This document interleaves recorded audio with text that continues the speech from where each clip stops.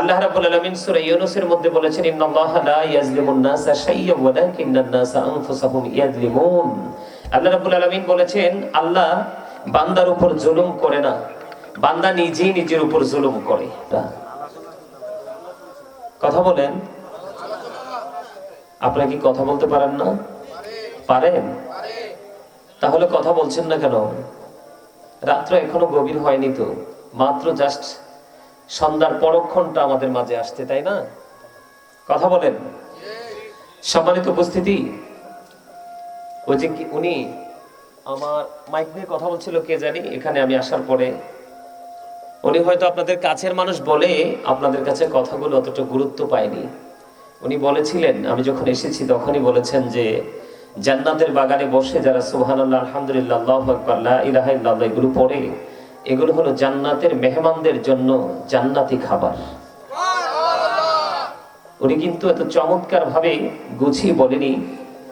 উনি হয়তো আপনাদের পরিচিত, কিন্তু ওনার কথাটা আপনারা এতটা কি করেননি, গুরুত্ব দেননি। আসলে সম্মানিত উপস্থিতি, আমাদের চারপাশে এখন প্রতিকূলতা। চারপাশে কি প্রতিকূলতা? অনুকূল পরিবেশ পাওয়া কিন্তু আমাদের জন্য অত্যন্ত মুশকিল। এটার জন্য দায়ী কিন্তু আমরা। এটার জন্য দায়ী কারা? কথা বলেন। এটার জন্য দায়ী কে? আল্লাহ রাব্বুল আলামিন সূরা ইউনূসের মধ্যে বলেছেন, ইন্নাল্লাহা লা ইয়াজলিমুন নাসা শাইয়্যান ওয়ালাকিন্নান নাসা আনফুসাহুম ইয়াজলিমুন। আল্লাহ রাব্বুল আলামিন বলেছেন, আল্লাহ বান্দার উপর জুলুম করে না, বান্দা নিজেই নিজের উপর জুলুম করে।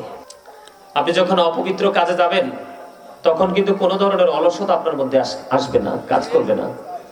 যখন কোনো পবিত্র এবং একান্তই ভালো কাজ করতে যাবেন, একনিষ্ঠতার সাথে করবেন, তখনই কিন্তু প্রতিকূল পরিবেশ চারপাশ থেকে আপনাকে টানাটানি করবে, আপনাকে এখান থেকে আউট করার চেষ্টা করবে। সম্মানিত উপস্থিতি, আমাকে নির্দিষ্ট একটা বিষয় দেওয়া হয়েছে, আমার আলোচ্য বিষয়ের উপর আমি আলোচনা করব। তবে আপনাদেরকে একটু অ্যাক্টিভ করতে হবে আমাকে। আপনারা কিন্তু অ্যাক্টিভ না। আমি যদি বলি 2-4 জন বাদ দিয়ে, you are very weak, I said don't acceptable. আপনারা এতটাই দুর্বলতার প্রকাশ করেছেন, আমি এসে আপনাদের তরিকতের টুপি দেখেছি, দেখে খুশি হয়েছি যে আপনারা কোনো না কোনো রাস্তায় হাঁটছেন, একটা রাস্তা আপনারা সূক্ষ্ম একটা রাস্তা ধরেছেন। আপনাদের পরিস্থিতি দেখে বুঝতে পেরেছি, কিন্তু আপনি মানসিকভাবে আপনারা এখনো কিন্তু 100% স্যাটিসফাই আমি পাইনি। এটা আমার মুসলমান হিসাবে আমাদের জন্য অত্যন্ত ব্যর্থতার একটা জায়গা। আমি যেটা একেবারে একান্তভাবে আমি পছন্দ করি না। কেন পছন্দ করি না?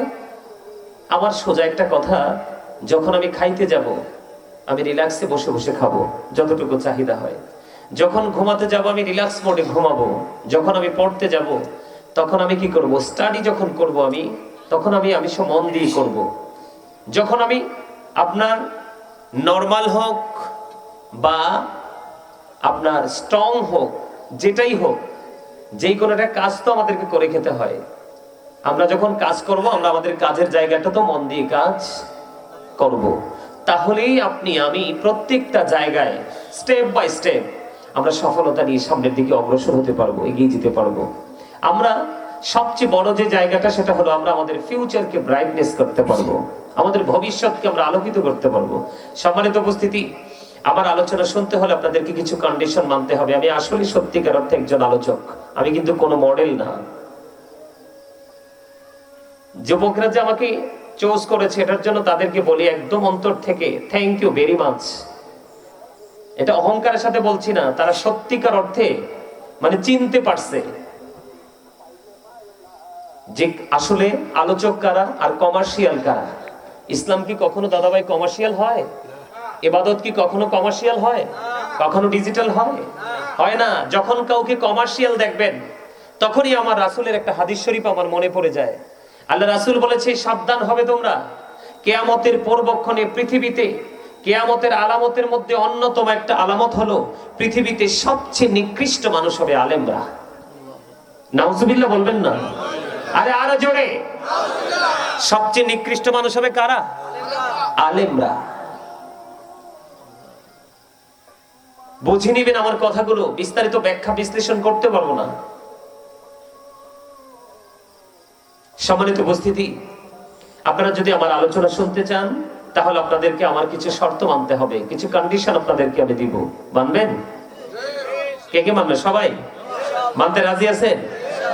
রাজি নাই? অনেকে তো এখনো গেট আপ নিয়ে বসে আছেন। এই হাত নামান। আপনাদের আসলে গেট আপ দেখাবার মতো কিছুই নাই। গেট আপ কার সাথে দেখান? মদিনাওয়ালার গোলাম যারা, সত্যিকারের গোলাম যারা, আল্লাহ রাব্বুল আলামিন বলছে তোমার জীবনে তুমি কিচ্ছু করতে পারোনি, তুমি আমার হাবিবের পাগল যারা, আমার হাবিবের প্রেমের মাধ্যমে আমি আল্লাহর দিদার চাই, তোমরা তাদের সাথে প্রেম করো। কি করো? ওমা আমি বলিনি তো, আল্লাহ বলেছে।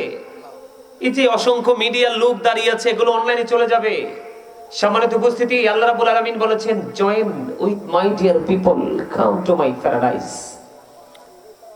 আল্লাহ বলেছেন join with my dear people, আমার প্রিয় লোকেদের সাথে যুক্ত হও, কাম টু মাই প্যারাডাইস, ফাদখুলি ফি ইবাদি ওয়াদখুলি জান্নাতি। জোরে জোরে বলেন না সুবহানাল্লাহ, আর জোরে সুবহানাল্লাহ। এই জন্য বলেছি আলেমদের সাথে প্রেম করবেন গভীরভাবে। এই প্রেম আপনাকে দুনিয়াতেও বাঁচিয়ে রাখবে, পরকালেও বাঁচিয়ে রাখবে।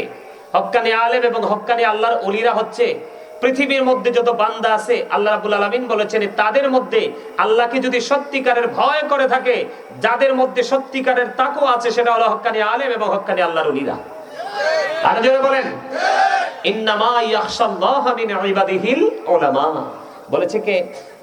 আল্লাহ। সুবহানাল্লাহ বলেন সুবহানাল্লাহ। সম্মানিত উপস্থিতি, আমি আপনাদেরকে একদম স্ট্রেট ফরওয়ার্ড ভাবে কথা বলতে পছন্দ করি। যারা আমার আলোচনা অনলাইনে শুনে তারা দেখে জানে বুঝে আমাকে ইনভাইট করেছেন। সম্মানিত উপস্থিতি, আমার শর্ত হলো তিনটা। কয়টা? কন্ডিশন কয়টা? তিনটা। First condition, stop your mouth everybody, সকলের জবানকে বন্ধ রাখতে হবে। Second condition, you listening my lecture very attentively, আমার কথা সবাইকে মনোযোগ সহকারে শুনতে হবে। থার্ড কন্ডিশন, আপনি যদি বলেন no, I say don't acceptable, আমি বলবো I say go to your seat, out of sight. কথা বলেন না কেন? আপনারা স্টেজে কেন বসছেন? কথা বলেন না কেন? ঘুমানো যাবে না কিন্তু, আমি তো ধরবো। এটা প্রেমের জায়গা, এটা আলিঙ্গনের জায়গা। কিসের জায়গা? কথা বলেন দাদা ভাই, ঠিক বলছি? এটা আলিঙ্গনের জায়গা, প্রেমের জায়গা। এই বাজার থেকে আপনি কুড়িয়ে নিবেন ভালোবাসা, এই বাজার থেকে কুড়িয়ে নিবেন তাকওয়া, এই বাজার থেকে কুড়িয়ে নিবেন সঠিক পথ। আল্লাহ রাব্বুল আলামিন বলেছেন, আমি এই জন্য একটা আয়াল্লাযীনা আমানু ও আনফুসের পরে কুরসির তরে রাখিলেন গোপন নবীজি আল্লাহ আল্লাহ আল্লাহ লা ইলাহা ইল্লাহ। মনটাই আমার চাই যে শুধু যেতে মদিনায়। বলেন মনটাই আমার চাই যে শুধু যেতে মদিনায়। অবুঝবনের বোঝাই যত সে তো বোঝে না নবীজি আল্লাহ আল্লাহ লা ইলাহা ইল্লাহ। সশরীরে জিন্দা নবীজি সোনার মদিনায়। আসুন সবাই দাঁড়াইয়া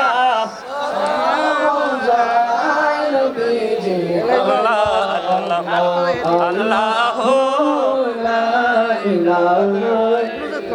ইয়া নবী সালাম আলাইকা, ইয়া রাসূল সালাম আলাইকা, ইয়া হাবিব সালাম আলাইকা, সালাওয়াতুল্লাহ আলাইকা ইয়া রাসূলুল্লাহ।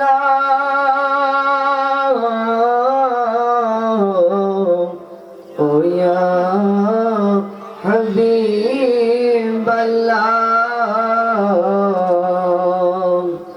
নবী কেমন জানি আপনার মদিনা, কেমন জানি আপনার